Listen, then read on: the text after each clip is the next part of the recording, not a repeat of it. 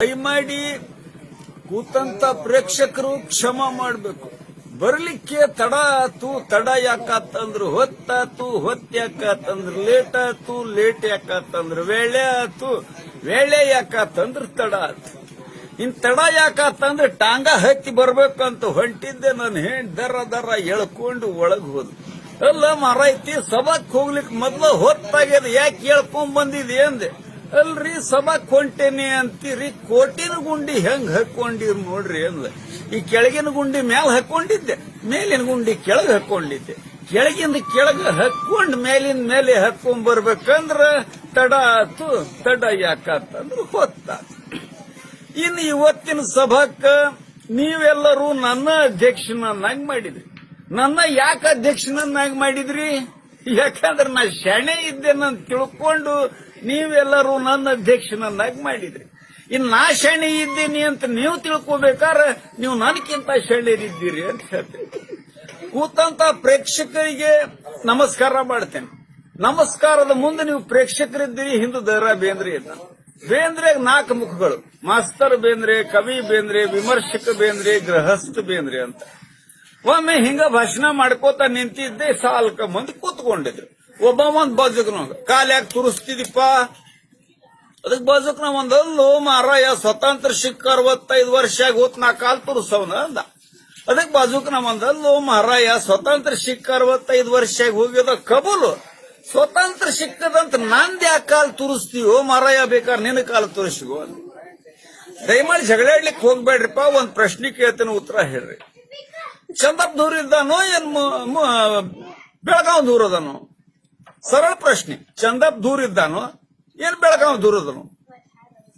ಏನ್ರಿ ಮಾಸ್ತರ, ಸಣ್ಣ ಹುಡುಗರಿಗೂ ಗೊತ್ತಾಗ್ತದೆ ಚಂದಪ್ಪ ದೂರ ಇದ್ದಾನ, ಬೆಳಗಾವ್ ಸಮೀಪ ಅದ ಅಂತ. ನಾ ಹಿಡ್ದಿಲ್ಲಪ್ಪ, ಚಂದಪ್ಪ ಸಮೀಪ ಇದ್ದಾನ, ಬೆಳಗಾವ್ ದೂರ ಅದ. ಅದ್ ಹೆಂಗ್ರಿ ಅಂದ. ಚಂದಪ್ಪ ಕಾಣಿಸ್ತಾನಪ್ಪ, ಬೆಳಗಾವ್ ಕಾಣಿಸಂಗಿಲ್ಲ. ಅದಕ್ಕ ಯಾವ ನಾವು ಒಮ್ಮೊಮ್ಮೆ ಸಮೀಪ ಅವ ಅಂತ ತಿಳ್ಕೊಂಡಿರ್ತೇವೆ, ಅವು ದೂರ ಇರ್ತಾವ. ಯಾವ ದೂರ ಅವ ಅಂತ ತಿಳ್ಕೊಂಡಿರ್ತೇವೆ, ಅವ ಸಮೀಪ ಇರ್ತಾವ. ನಿಮಗೆಲ್ಲ ಗೊತ್ತಿದ್ದಂಗ ಇವತ್ ಧಾರವಾಡ ಬಹಳ ಪ್ರಸಿದ್ಧ ಅದ. ಎದಕ್ ಪ್ರಸಿದ್ಧ ಅದ? ಧಾರವಾಡ ಪೇಡೆಕ್ ಪ್ರಸಿದ್ಧ ಅದ. ಆದ್ರೆ ಈಗ 40 ವರ್ಷದಿಂದ ಧಾರವಾಡ ಪೇಡೆಕ್ ಪ್ರಸಿದ್ಧಿ ಇದ್ದಿದ್ದಿಲ್ಲ.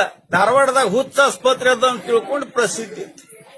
ಅವಾಗ ಏನಾಗಿತ್ತಂದ್ರೆ ಧಾರವಾಡದಾಗ ಹುಚ್ಚ ಆಸ್ಪತ್ರೆನೂ ಇತ್ತು, ಆದ್ರೆ ಅದ ಕಂಪೌಂಡ್ ಗಾಡಿ ಇದ್ದಿದ್ದಿಲ್ಲ. ಹಿಂಗಾಗಿ ಬೇರೆ ಊರಿನವ್ರು ಎಲ್ಲರೂ ಹುಚ್ಚರಂತಂದು ಅಲ್ಲಿ ಹಾಕ್ತಿದ್ರು. ಹುಚ್ಚರು ಎಲ್ಲಿ ಬೇಕಲ್ಲ ಅಡ್ಡಾಡ್ಲಿಕ್ಕೆ ಕತ್ಬಿಟ್ರು. ಅವಾಗ ಒಂದು ಯುವಕ ಸಂಘ ನನ್ನ ಹತ್ರ ಬಂದ್ರು. ನೋಡ್ರಿ ಬೇಂದ್ರೆ ಮಾಸ್ತರ್, ಧಾರವಾಡದಾಗ ಹುಚ್ಚ ಆಸ್ಪತ್ರೆ ಏನೋ ಮಾಡ್ಯಾರ, ಅದ ಕಂಪೌಂಡ್ ಗಾಡಿ ಇಲ್ಲ, ಅದ ಕಟ್ಟಿಸ್ಬೇಕಂತ ತಿಳ್ಕೊಂಡು ನಾವು 25 ರೂಪಾಯಿ ಎಲ್ಲರ ಕಡೆ ದೇಣಿಗೆ ಇಸ್ಕೊಂಡ್ ಬಂದೀವಿ.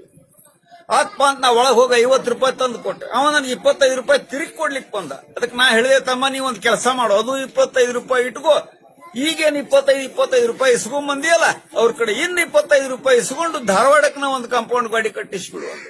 ಅಂದ್ರೆ ಒಳಗಿದ್ದು ಹುಚ್ಚರು ಹೊರಗೆ ಹೋಗಂಗಿಲ್ಲ, ಹೊರಗಿನ ಹುಚ್ಚರು ಒಳಗೆ ಬರಂಗಿಲ್ಲ. ಒಮ್ಮೆ ನಮ್ ಧಾರವಾಡದ ಪಬ್ಲಿಕ್ ಹೈಸ್ಕೂಲ್ನೊಳಗೆ ಒಂದು ಶಿಬಿರ ಏರ್ಪಾಡು ಮಾಡಿದ್ರು. ಸಾಹಿತಿಗಳು, ಕವಿಗಳು, ವಿಮರ್ಶಕರು, ನಾಟಕಕಾರರು ಎಲ್ಲರೂ ಬಂದಿದ್ರು. ನನಗೂ ಕರೆದಿದ್ರು, ನಾನು ಹೋಗಿದ್ದೆ. 12 ಗಂಟೆಕ ಪಟ್ಟು ಬಹಳ ಹಸಿವಾಗ್ಬಿಟ್ಟಿತ್ತು. 12 ಗಂಟೆಗೆ ಇನ್ನೇನಪ್ಪ ಊಟಕ್ಕೆ ಹೋಗ್ಬೇಕು ಅಂತ ತಿಳ್ಕೊಂಡು ಹೋಗಿ ಟಾಟಿನ ಮುಂದೆ ಕುತ್ಕೊಂಡೆ. ತುತ್ತು ಬಾಯಾಗ ಹಾಕೋಬೇಕು ಅನ್ನೋದಕ್ಕೆ ಎದುರಿಗೆ ಒಬ್ಬ ಹುಡುಗ ಬಂದು ಕುತ್ಕೊಂಡ. ಅದ್ರ ಸಾಹಿತ್ಯ ಅಂದ್ರೆ ಏನು ಅಂದ. ಎದಕ್ ಕುಂತಿ ಓ ಮಾರಾಯ ಅಂದೆ. ಉಣ್ಣಕ್ ಕುಂತೇನ್ರಿ ಅಂದ. ಉಣ್ಣಕ್ ಕುಂತಾಗ ಏನೇನು ಉಣ್ತಿಪ್ಪ? ಅನ್ನ, ರೊಟ್ಟಿ, ಚಪಾತಿ, ಪಲ್ಲೆ, ಮೊಸರು ಎಲ್ಲ ಉಣ್ತೇನ್ರಿ ಅಂದ. ಉಂಡ ಮೇಲೆ ಏನಾಕತಿ? ಉಂಡ ಮೇಲೆ ಏನಾಕತ್ರಿ? ಹೊಟ್ಟೆ ತುಂಬತೈತಿ ಅಂದ. ಹೊಟ್ಟೆ ತುಂಬಿದ ಮೇಲೆ ಏನಾಕತಿ ಒಂದೆ. ಹೊಟ್ಟೆ ತುಂಬಿದ ಮೇಲೆ ಒಂದ್ ಡರ್ಕಿ ಬರ್ತೈತ್ರಿ ಅಂದ. ಅದನ್ನು ತಮ್ಮ ಸಾಹಿತ್ಯ ಅಂತ ಹೇಳಿದೆ. ಅಂದ್ರೆ ನಾವು ಯಾವ್ದಾದ್ರೂ ವಿಷಯವನ್ನು ಓದಿ ಅರಗಿಸಿಕೊಂಡು ಅದರಿಂದ ಹೊಸ ವಿಚಾರನ ಹೊರಗೆ ಹೋಗ್ತದ, ಅದ ಸಾಹಿತ್ಯ. ಮನುಷ್ಯ ಕಲಿಬೇಕು, ಆಮೇಲೆ ಹೊಟ್ಟೆ ತುಂಬ್ಕೋಬೇಕು. ದುಡಿದ್ರೆ ದುಡ್ಡು ಸಿಗ್ತದೆ, ದುಡ್ಡು ತಿನ್ಲಿಕ್ಕೆ ಬರಂಗಿಲ್ಲ. ದುಡ್ಡು ಕೊಟ್ರೆ ಅನ್ನ ಸಿಗ್ತದೆ. ಅತಿ ಆದ್ಯತೆ ಅನ್ನಮ್ಮ ಅಂತ. ಅಂದ್ರೆ ಯಾವುದನ್ನು ನಾವು ತಿನ್ಲಿಲ್ಲ ಅಂದ್ರೆ ನಮ್ಮನ್ನು ತಿಂತದೋ ಅದೇ ಅನ್ನ. ಆದ್ರೆ ನಮ್ ದೇಶಕ್ಕೊಂದು ಕೆಟ್ಟ ರೂಢಿ ಅದರಿ, ಪುಕ್ಷಟಿ ಸಿಕ್ತದಂದ್ರೆ ಹಿಂಗ ತಿಂತಾರಲ್ಲ, ನಂದಲ್ಲ, ನಮ್ಮ ಅಪ್ಪಂದಲ್ಲ, ನಮ್ಮ ಅಜ್ಜಂದಲ್ಲ ಅಂತ ತಿಂದು ಹೊಟ್ಟಿ ಕೆಡಿಸ್ಕೊಂಡು ಚೆನ್ನಾಗಿ ಸಾಯ್ತಾರ. ಒಮ್ಮೆ ಜರ್ಮನ್ ದೇಶದವ್ರು ಭಾರತದ ಮೇಲೆ ಬಾಂಬ್ ಉಗಿಬೇಕಂತ ಮಾಡಿದ್ರಂತ. ನಾ ಅವ್ರಿಗೊಂದು ಪತ್ರ ಬರೀಬೇಕಂತ ಮಾಡಿದ್ದೆ. ದಯವಾಣಿ ನೀವೇನ್ ಬಾಂಬ್ ಗಿಂಬ್ ಹೋಗತ್ರ ಅಷ್ಟು ತಗೊಳಿಕ್ ಹೋಗ್ಬೇಡ್ರಿಪ್ಪ, ನಿಮ್ಮಲ್ಲಿ ಉಂಡಿ ಸ್ಟಾಕ್ ಇದ್ರು ಒಗಿರಿ ಅಂತ. ಯಾಕಂದ್ರೆ ನೀವು ಉಂಡಿ ಹೋಗದ್ರ ನಮ್ಮ ಮಂದಿ ಪುಕ್ಷಟಿ ಸಿಕ್ತದ ಅಂತ ತಿಂದು ಹೊಟ್ಟಿ ಕೆಡಿಸ್ಕೊಂಡಪ್ಪ ಚೆನ್ನಾಗಿ ಸಾಯ್ತಾರ, ಅವ್ರ ಮೇಲೆ ಬಾಂಬೆ ಹೋಗಿತ್ತಿರೋ ಉಂಡಿ ಹೋಗಿರ್ರಿ ಅಂತ. ಒಮ್ಮೆ ನಿಮ್ಗೆಲ್ಲ ಗೊತ್ತಿದ್ದಂಗ ಧಾರವಾಡದ ಟವರ್ ಕ್ಲಾಕ್ ಅದ. ಆ ಟವರ್ ಕ್ಲಾಕ್ ಮೇಲೆ ನಿಂತ್ಕೊಂಡು ಕಲ್ಲು ಹೊಡೆದ್ರೆ ಕನಿಷ್ಠ 3 ಕವಿಗಳ ತಲೆ ಹೊಡಿತದ ಅಂತ ಬಿಸಿ ಅವ್ರು ಹೇಳಿದ್ರು. ಕವಿಗಳದ ತಲೆ ಯಾಕೆ ಹೊಡಿತದ ಅಂತ ಹೇಳಿಲ್ಲ. ಅಲ್ರಿ ಮ್ಯಾಲ್ ನಿಂತ್ಕೊಂಡು ಕಲ್ಲು ಹೊಡೆದ್ರೆ 3 ಯಾಕ, 100 ಮಂದಿ ತಲೆ ಹೊಡೆಯೋ ಶಕ್ಯತಾನೂ ಅದ. ಆದ್ರೆ ಕವಿಗಳಿಗೆ ತಲೆ ಇರೋದ್ರಿಂದ ಒಡೆದದ್ದು ಗೊತ್ತಾಗ್ತದ, ಬೇರೆದವ್ರದ್ದು ಗೊತ್ತಾಗಂಗಿಲ್ಲ. ಒಬ್ರು ಕೇಳಿದ್ರು, ಒಳ್ಳೆ ಕೆಲಸ ಎಲ್ಲಿಂದ ಪ್ರಾರಂಭ ಮಾಡಬಹುದು? ನಾ ಹೇಳಿದೆ, ಒಳ್ಳೆ ಕೆಲಸ ಎಲ್ಲಿಂದನೋ ಹೆಂಗೋ ಯಾವಾಗೋ ಪ್ರಾರಂಭ ಮಾಡಬಹುದು. ಈಗ ಒಂದು ಉಂಡಿ ಕೊಡ್ತೇನೆ, ಅದನ್ನ ಯಾವ ಬೋಜಕ್ಕಿಂದ ಕಡ್ತಿದ್ರು ಸಿಹಿನ ಇರ್ತದೆ. ಹಂಗ ಒಂದು ಕೆಲಸನ ಯಾವಾಗ ಬೇಕಾದಾಗ ಶುರು ಮಾಡಬಹುದು. ಹರುಷ ರಸವೇ ಕರುಳ ದಸುವೆ ಜೀವ ಧರ್ಮ ಧಾರಣ, ರಸವೇ ಜನನ ವಿರಸ ಮರಣ, ಸಮರಸವೇ ಜೀವನ. ಜನರು ನಮಸ್ಕಾರ ಮಾಡ್ಬೇಕಾರೆ ತಮ್ಮ ಮನಸ್ಸಿಗೆ ಬಂದಂಗ ನಮಸ್ಕಾರ ಮಾಡ್ತಾರೆ. ನಮಸ್ಕಾರ ಮಾಡ್ಲಿಕ್ಕೆ ಒಂದು ಪದ್ಧತಿ ಅದ. ನಮಸ್ಕಾರ ರೀ ಅಂತಾರ, 2 ಕೈ ಎದೆಗೆ ತಗೊಂಡು ನಮಸ್ಕಾರ ರೀ ಅಂತಾರ. ಹಂಗಾರ ನಮಸ್ಕಾರ ಅಂದ್ರೆ ಏನು? ಕನ್ನಡ ವ್ಯಾಕರಣದೊಳಗೆ ವ್ಯಂಜನಗಳವ. ಯಾವುವು? ತ, ಥ, ದ, ಧ, ನ, ಪ, ಫ, ಬ, ಭ, ಮ. ಈ ಕಡೆ ಅಕ್ಷರ ಈ ಕಡೆ ಅಕ್ಷರ ಕೂಡಿಸಿದ್ರೆ ಏನಾಗ್ತದೆ? ಇದು ನ ಮತ್ತು ಮ, ನಮ ಆಗ್ತದೆ. ಈ ಮೊದಲೇ ಅಕ್ಷರ ಕೂಡಿಸಿದ್ರೆ ಏನಾಗ್ತದೆ? ಇದು ತ ಮತ್ತು ಪ, ತಪ ಆಗ್ತದೆ. 10 ಬೆರಳ ಕೂಡಿಸಿ 2 ಅಂಜಲಿ ಜೋಡಿಸಿ ನಮ ಅಂದ್ರೆ ನಮಸ್ಕಾರವನ್ನು ಮಾಡುವ ರೀತಿಯೊಳಗೆ ಮಾಡಿದ್ರೆ ತಪಸ್ಸಿನ ಫಲ ಬರ್ತದ. ಈ ನಮನ್ ಉಲ್ಟಾ ಮಾಡ್ರಿ, ಮನಸ್ಸಿಗೆ ಬಂದಂಗ ನಮಸ್ಕಾರ ಮಾಡಿದ್ರೆ ತಪ ಉಲ್ಟಾ ಮಾಡ್ರಿ, ಪತನಾಗಿ ಹೋಗ್ತೀರಿ.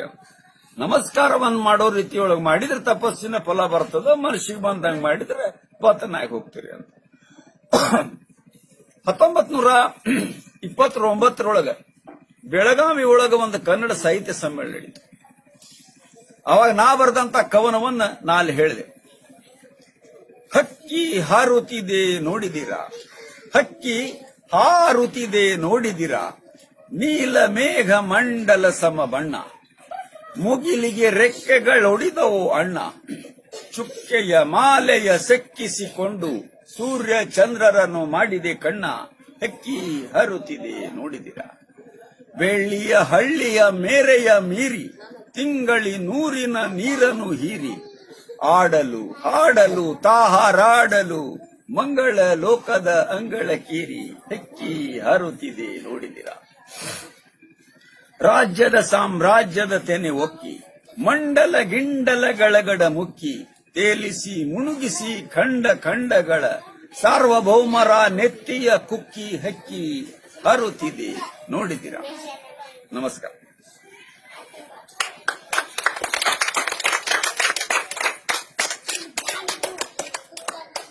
Thank you sir.